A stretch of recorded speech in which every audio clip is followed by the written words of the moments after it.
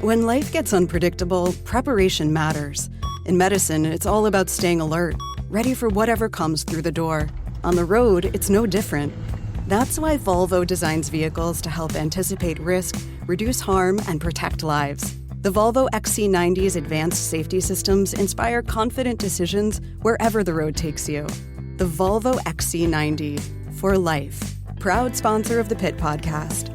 Learn more at volvocars.ca/safety.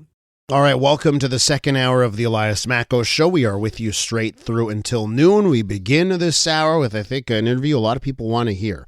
Now, Second Cup terminated the franchise agreement for its cafe at the Jewish General Hospital after the franchisee was filmed making hateful remarks and inappropriate gestures at a pro-Palestinian protest last week. Footage showing a woman wearing a keffiyeh, black sunglasses, a medical mask, chanting, "The final solution is coming your way."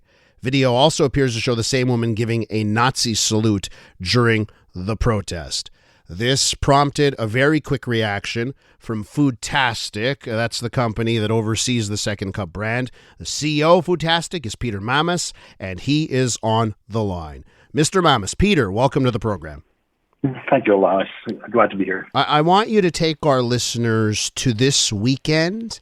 And when you found out about this, please tell our listeners the story of how this all went down from your perspective.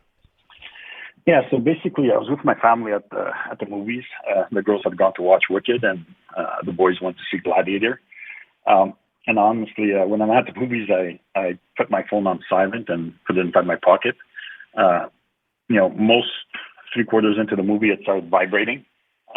I didn't pay any attention, but it didn't stop vibrating. So basically I was getting messages and calls nonstop.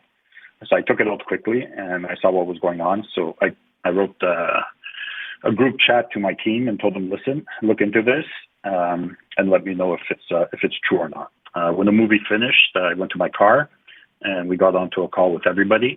And basically they told me, yes, one of our franchisees had done what was being said. And we said, okay, let's talk to our lawyers and let's discuss how we're going to handle this. Basically, we decided immediately to revoke her franchise. And we had our lawyers serve her. And after she was served, we sent out a press release saying what we did. Can you ballpark it here from the moment you found out to the moment the agreement was terminated? How much time elapsed? It took us about 4 hours. 4 hours. That seems lightning quick. Can I ask you why you deemed this? We've seen situations, scandals like this with a whole lot of businesses, and we can have examples where they let this fester for a couple of days or a week, and then they finally come to decisions. Can I ask you why you felt this had such a high end of urgency? Honestly, it was completely against what the brand stands for.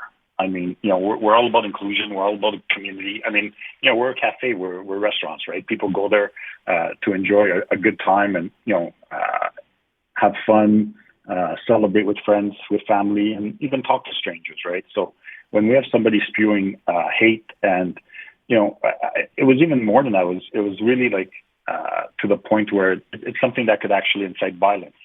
And, there's no place for that. It's not us. It's not who we are. And, quickly, and I'm proud of my team. We were 8 people on the call. And, I said, let's do this. And everybody agreed right away. And you got to understand, I mean, our in-house lawyers, our marketing team, our operations teams, they were with their families as well on a Saturday. And everybody gave it all up. We went to the office at like 3:00. Everybody was there. We went through everything. We read the franchise agreements. We read the leases. We contacted the hospitals. I couldn't be more proud of the decision they make. Obviously financially, we're going to have to live with it. There will be repercussions to it. But in the end, we did what we feel is the right thing, and we're going to live with our decision. We're with Peter Makos, the CEO of Foodtastic. That's the company that oversees the Second Cup coffee chain amongst numerous restaurant brands in the country. So let me just ask you this, Peter, because you have so many franchisees across the country, numerous businesses, and the one responsible here turns out to be the one at the Jewish General Hospital. I would love to know the reaction from you and your team upon learning that of all Second Cups, this person was operating out of the Jewish General Hospital. How much did this change the story for you? It didn't change the result at all. I mean, we would have done it wherever that cafe was. It's sad and possibly ironic that it was that store in particular, but this is something we would not tolerate anywhere coast to coast. Let me ask you, Peter, I'm getting text messages from listeners, and people are calling you a hero. The fact that you acted decisively and quickly, a lot of people, they almost don't believe that someone could act that quickly and decisively. What's your reaction to people calling you a hero? I don't consider myself a hero. I mean, we did what we had to. We did what we thought was right, and that's all we did. You opened the location Monday morning. You were up and running at the Jewish General Hospital. Tell me about what that took and what's next for that location. That took our entire company coming together. We had, to be honest with you, the people running Second Cup in Montreal were actually at other jobs. So we had managers from La Belle Boeuf and Souvlaki Bar and Milestones leave their posts and go at 6 a.m. to the hospital to reopen that store. We reopened it. All we're serving is free coffee, to be honest with you. There are legalities of us opening it up completely, which we're trying to get through in the next few days. But what we've done is, we said we're going to bring all the employees back who were at the stores. It's not their fault this happened.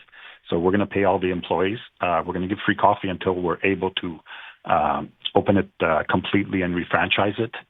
But it was a complete team effort on the part of the company, that's for sure. So what's next for that location in the process for finding a new owner, operator, franchisee? How does that work, and what's the timeline there?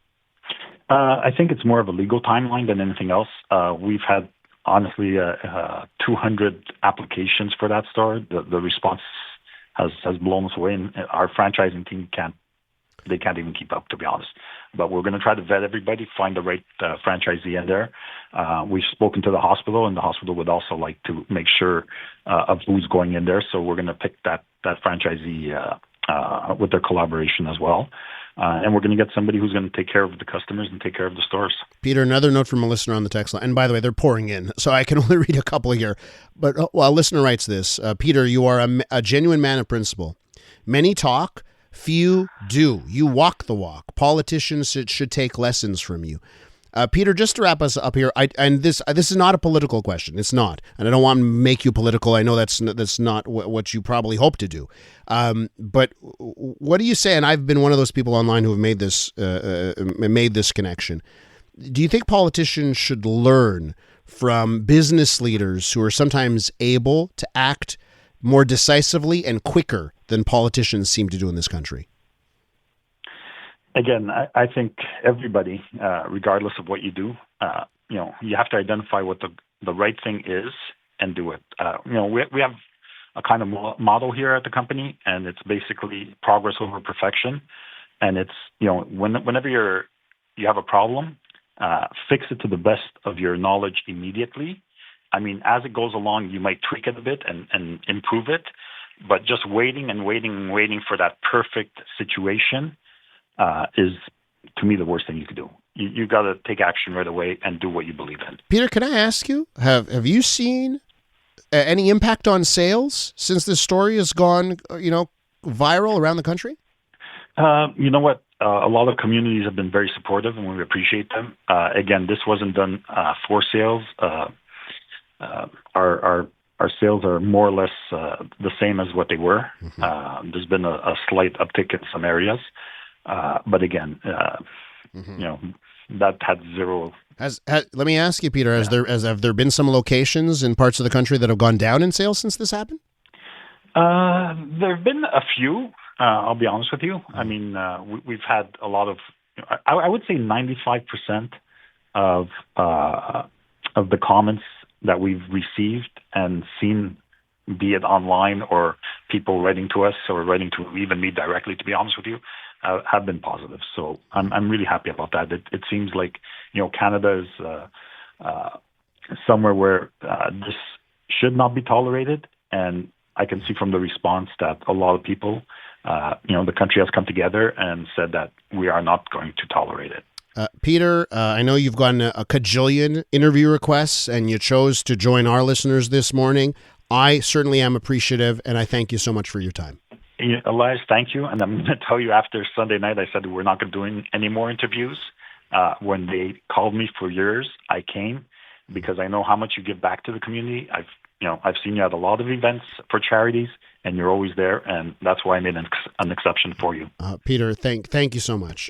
Peter Makos, the CEO of Foodtastic.